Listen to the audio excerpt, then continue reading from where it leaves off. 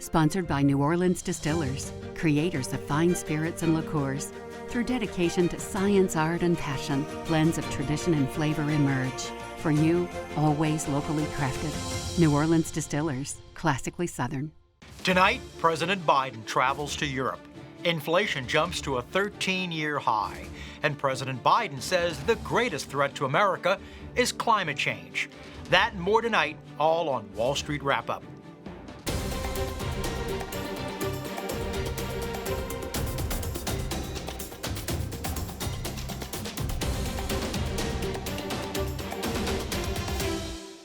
Hi, and welcome to Wall Street Wrap-Up, and I hope your week went well. I'm Andre Laborde. Our goal is bringing Wall Street to your street for today, Friday, June the 11th, 2021, and to get you ready for the events ahead for next week. We've got a great show for you this evening, so stick around. Tonight, we'll be talking with Steve Koonin. Steve is a theoretical physicist. He served in the Obama administration as the lead scientist in U.S. Department of Energy, but as reading the incoming data for climate change, he disagreed with the course of his colleagues were making and moving towards, so adopting. So he wrote an op-ed in the Wall Street Journal about it, and he now has a best-selling book called Unsettled, The Course for Climate Change. Steve will be here with us in just a minute. But first, how did the markets do this week? Well, the S&P 500 had a record close with the Dow Jones, the S&P 500, and the NASDAQ all ending the day up. And the S&P and the NASDAQ ended the week in the up position, but the Dow ended down for the week. And Bitcoin, well, they closed for the week ending today at $37,268, up almost 1.7% for the day. Science for the last year has been telling us that the COVID virus has been coming from bats at a Chinese wet market. And if you disagreed with that science and dared to say that on the giant social media platforms like Facebook or Twitter, well, you ran the great risk of being banned or off to Facebook jail, or at the minimum your message could be blocked because it was not science. Now emails have emerged from Dr. Anthony Fauci due to the FOIA, Freedom of Information Act, requests that we find out that the true cause may not be from a Chinese wet market, but from actually a Chinese lab, that our tax dollars may even be going to support it. Why do I bring this up? Well, as we look at being told about climate change, for years we're being told that we only have a remaining number of years left due to our mishandling of the climate. My next guest had the nerve to question the conventional wisdom. Steve Koonin was chief scientist with the Obama administration, a Department of Energy, and he's with us tonight. Hi, Steve. Welcome to Wall Street Wrap-Up. Pleasure to be talking with you, Andre. I'll bet things were going well for you up until 2014, and then you decided to write an op-ed in the Wall Street Journal about climate change. What happened after that? Well, I got a lot of comments on that op-ed from colleagues and from readers generally. The great majority of them were supportive, but more than a few of my colleagues said, "Steve, what are you doing? Why are you talking like this in public?" And, having been trained to just tell the truth as a scientist, I said, why can't I be doing this? And I persisted in the last 7 years or so in trying to tell the truth about what the official status of climate science is.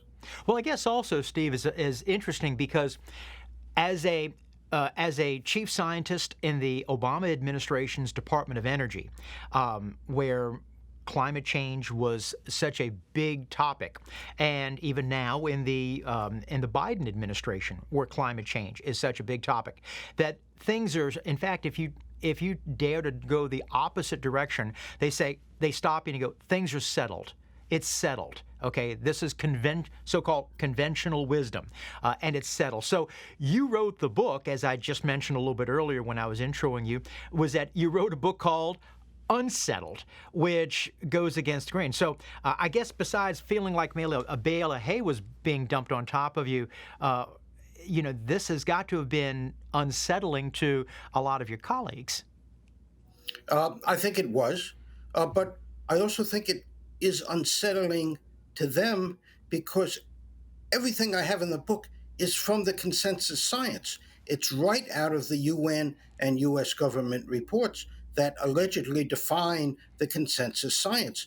It's just that nobody ever reads the reports. You have to be a scientist to really be able to do that.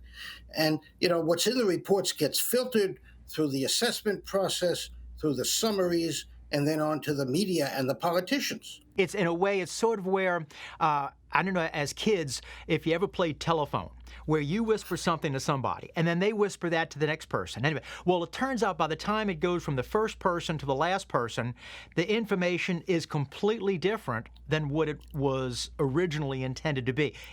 To non-scientists, is that sort of what you're talking about? It's absolutely like that. And there are opportunities at each step along their way for mischief. And there are people who have incentives. You've worked in Washington, D.C.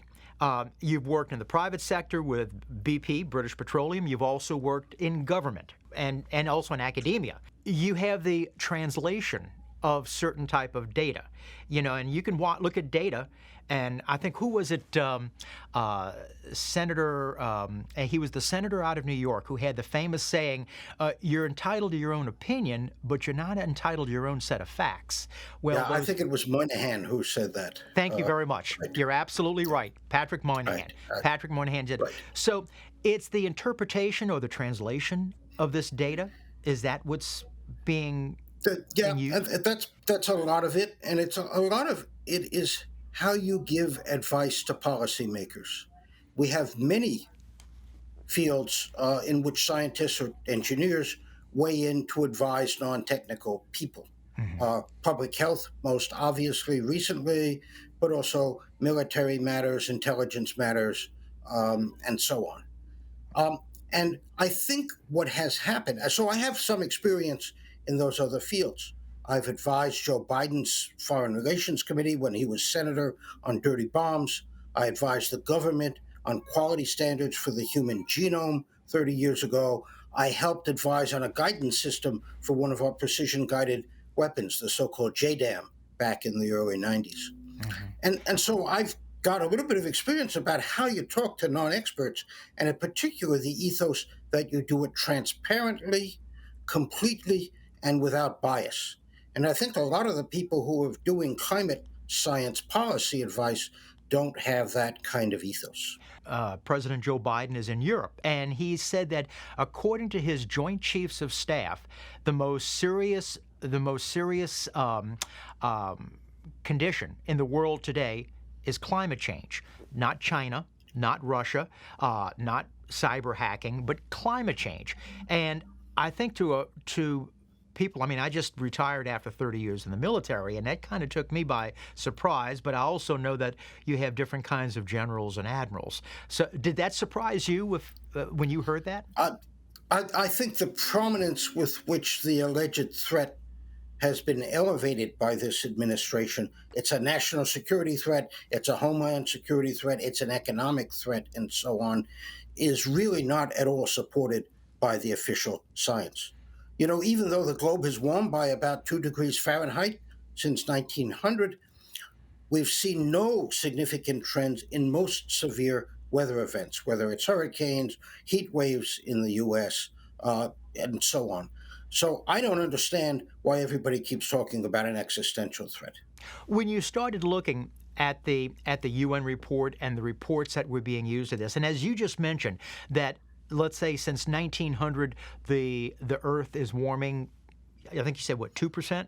About 2 degrees, 1 degree centigrade, about 2 degrees Fahrenheit. So about 2 degrees Fahrenheit, and since 1900, correct. For what we're having to do with industry, with the economy, with fossil fuels, about changing our ways of life for a 2 degree to 3 degree. That are we certain that it is 2 degrees, or is that just a hypothesis that this is going on? So we're pretty sure that the warming that's happened since 1900 is about 2 degrees plus or minus 0.2, something like that. No, it's real. The globe is warming.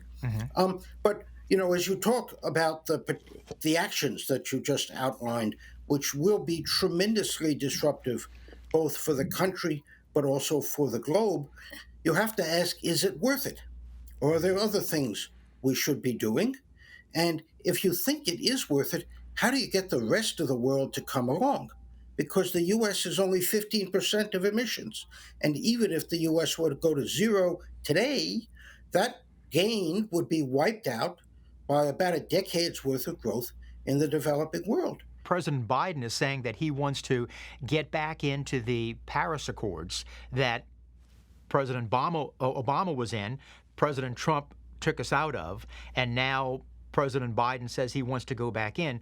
And as you said, we're only about, our country, United States, is about 15% of emissions. That leaves about 85%. And to my understanding, China, one of the largest polluters, won't even have to be in accordance for 10 years. 10 years. They've promised to peak at 2030. And that's a long way away. Who knows whether they'll abide by their promise or not? I mean, they have a history, Hong Kong, for example, of not really keeping their promises. Look, countries like China, India need energy to develop. Economic activity and economic development depends upon reliable, convenient energy. And right now, fossil fuels in the form of coal, oil, and gas are the way to do that, the most convenient and reliable way. And, if we say you can't do that or you shouldn't be doing that, you're denying them the opportunity to develop. And I would say that's almost immoral.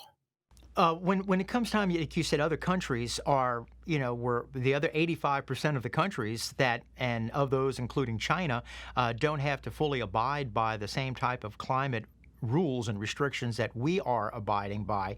I'm thinking of countries like Saudi Arabia and Russia, two huge oil-producing countries that they're not going to abide by the same type of fossil fuel restrictions as the United States will. Is that right? Of course not. And that's why I think the administration's push to constrict oil and gas production in this country is terribly misguided.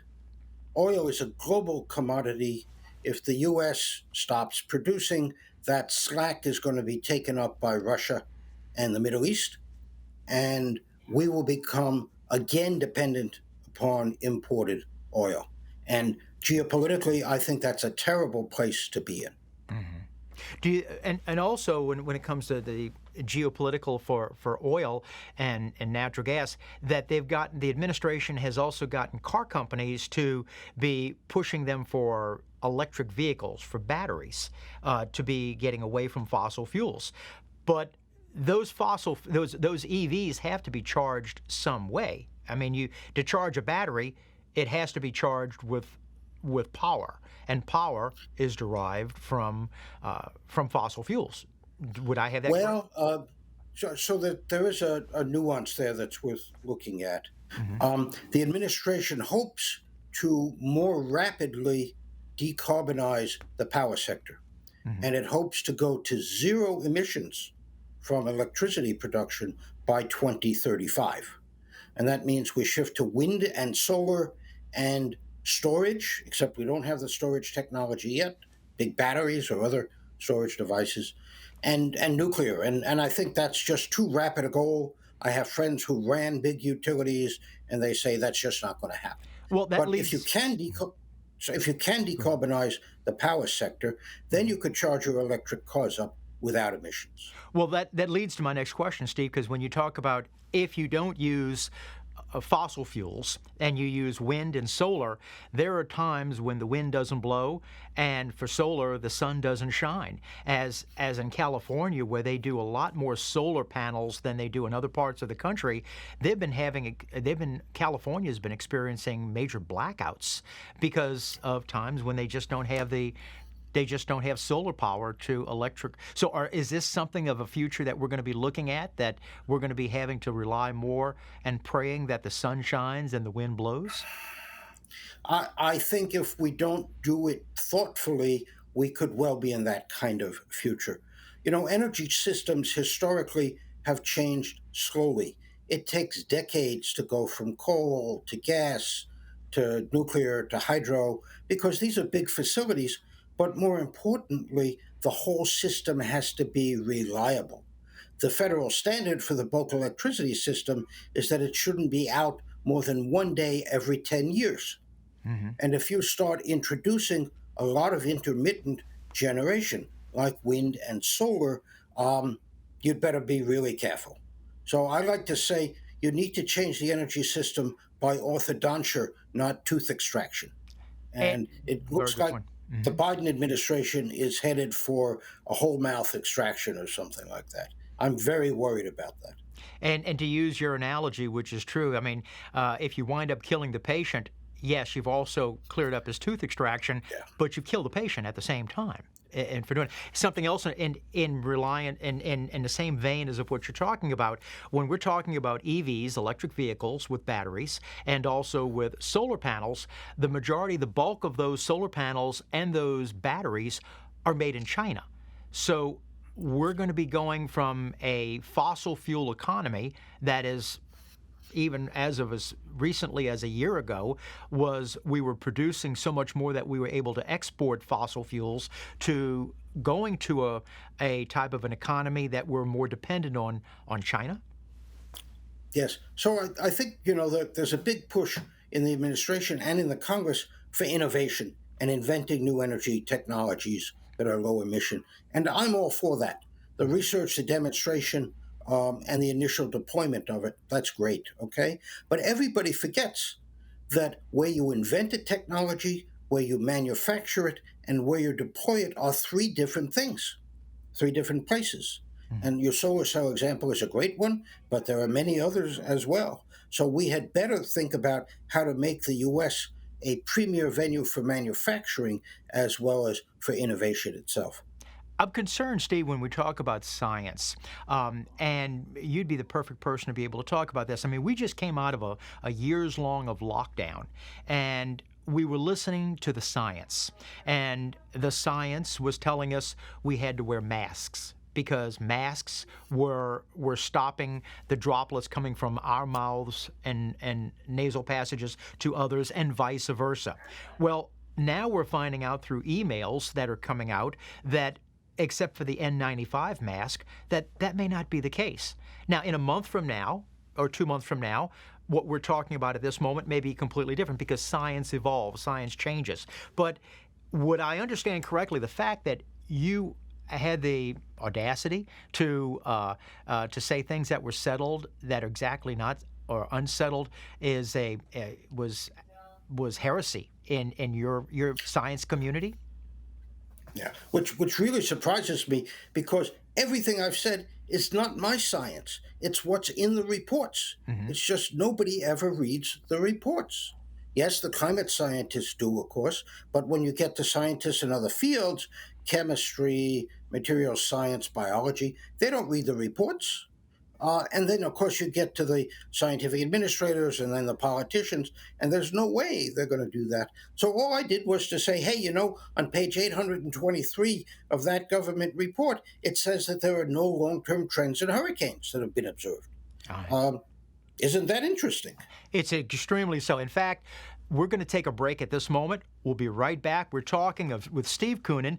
Steve was the chief scientist during the Obama administration in the Department of Energy. He's just written a best-selling book called Unsettled, and we'll be right back right after this.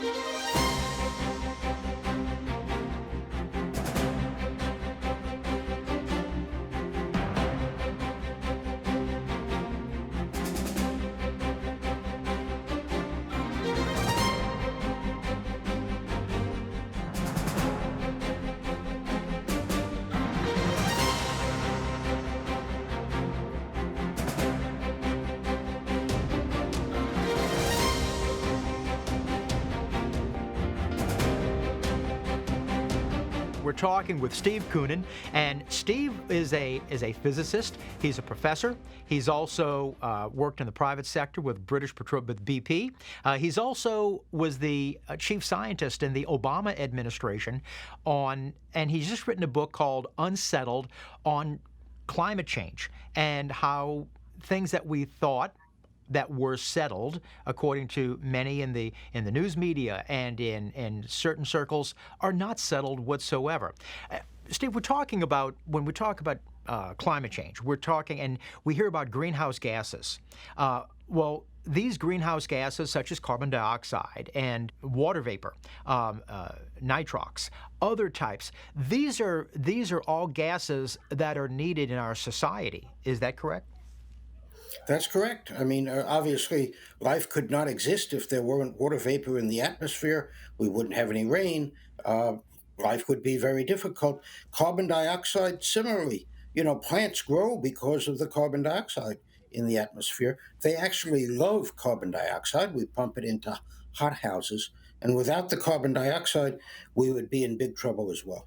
Well, the same type of, when they're talking about there's too much carbon dioxide, was the Earth. I guess what I'm thinking of is the Earth is so big and so massive, is with human beings. Is the hubris so great that we're able to change something that has been in existence for millions and millions of years? Yes, actually, we are. The carbon dioxide, while it's very scarce in the atmosphere, it turns out that the climate is pretty sensitive. And the kind of changes we're talking about are only at the 1% level in terms of the influence of carbon dioxide, but that's enough to raise the temperature by 3 degrees. Hmm. And the real question is, how potent is the carbon dioxide? How will the climate system respond to the 0.5% influence from human caused carbon dioxide and methane? But then that also goes to what you were saying a little bit earlier, correct? Is that since the United States is 15% of the emissions, then there's still 85%. Is just the United States following the rules enough to be able to reverse the trend of what's been going on around the world? No, of course not. Again, we're a small fraction of the emissions. But the other thing that's not too well known is that whatever is emitted stays in the atmosphere for centuries. And so even if the whole world could shut off its emissions, we're still, if you like, stuck, or we still have the carbon dioxide up there influencing the climate for hundreds of years. So it's not like smog, where if you turned off the sources of smog, the air would clear up in a couple days. This is going to be with us for centuries. On the other hand, the impacts seem to be pretty darn small right now. Well, go ahead, Go ahead. please. Please. I was going to say, even the government reports project that the economic impact of a warming globe is very small. And I can go into the numbers in a second if you like, but let me give you a chance to ask your next question. Well, I was interested because you were talking about smog, and for those people that remember in the 1970s, maybe even the early 1980s, Los Angeles was experiencing some heavy smog because of industry that has now since been cleared up. Would it be true that maybe those who believe in climate change are going, you see, this has now cleared up the smog of Los Angeles? But do I also understand correctly of saying that this is not the case of say the smog of Los Angeles that was causing so many problems 45, 50 years ago? Yeah, so I lived in Southern California during those times, and I saw the smog reduce dramatically. But we also have to remember that the population of the Los Angeles basin grew by a factor of a couple during that time also. So it's even more of an achievement than you might have imagined. But, the smog is different, not only because you can turn off its effects just by cutting emissions, but also because there were technical ways of doing it, and it exerted an immediate, palpable, detrimental impact on people. And everybody said, we got to get rid of the smog. The climate changes are slow, they're subtle, and they are not universally detrimental at all. There will be winners and losers. I understand. Steve, I've just got about enough time for about one more question, and I'm curious, we just briefly touched on a little bit earlier about the economic impact of all these different changes. President Biden this past week introduced his hopeful budget that whether or not it will pass remains to be seen. But and companies are making great changes because of climate change. What do you see that of the economy to be harmed by or not harmed by these type of changes? Yes. So I'm not an economist, but all I can do is look at the report. And when you look at the most recent government report, it's very surprising. Back in chapter 29, they show you a graph of how much the U.S. economy will be hit in 2090 by a temperature rise then of, let's say, 6 degrees centigrade. Okay? So that is like 4 times the Paris limit of 1.5 degrees centigrade. And when you do that, you discover that they would project the economy to be hit by 4%. But what they don't tell you is that if things go as usual, the economy will be 4 times larger in the US in 2090 than it is today if it grows at 2%. So the 4% hit only delays the growth of the economy by 2 years, 70 years from now. And in fact, the UN says that climate is one of the smaller influences on economic well-being. Other things like policies, technology, demographics, and so on exert a much bigger influence. And when you read that and you understand it, or it's explained to you, you say, what's everybody talking about? I don't understand where the climate crisis is. I understand. So I'd love to be able to ask that question to Ambassador Kerry or President Biden.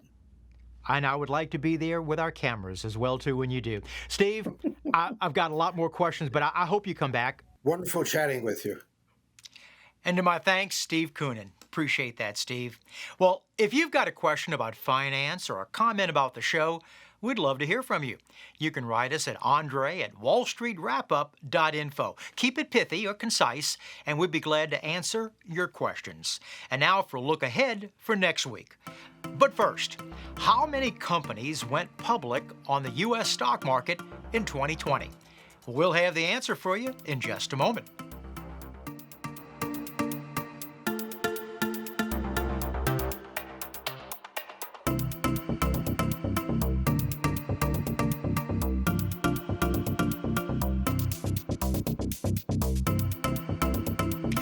Well, how many companies went public on the U.S. stock market in 2020? The answer, 480. That was 107% higher than 2019 and 20% higher than the previous record IPO year of 2000, which had 397. Well, join me next week when we discuss Bernie Madoff. Bernie Madoff was a Wall Street financier and fraudster who ran the biggest Ponzi scheme in U.S. history. Jim Campbell, who is going to be my guest next week, has just written a new book out called Madoff Speaks and is the only reporter being able to interview Bernie Madoff, his wife Ruth Madoff, as well as both interviews of both of his sons, Mark and Andrew, before their deaths. Next week, Bernie Madoff. Could it happen again? Well, we'll find out that answer to that question. And that's our show, and hope you've enjoyed it for Friday, June the 11th, 2021. Remember, you can follow us on Facebook and WYES.org. So thank you for joining us and allowing us into your homes tonight. Have a great weekend, and I'll see you next week. For Wall Street Wrap-Up, I'm Andre Laborde. Remember, money never sleeps. Good night.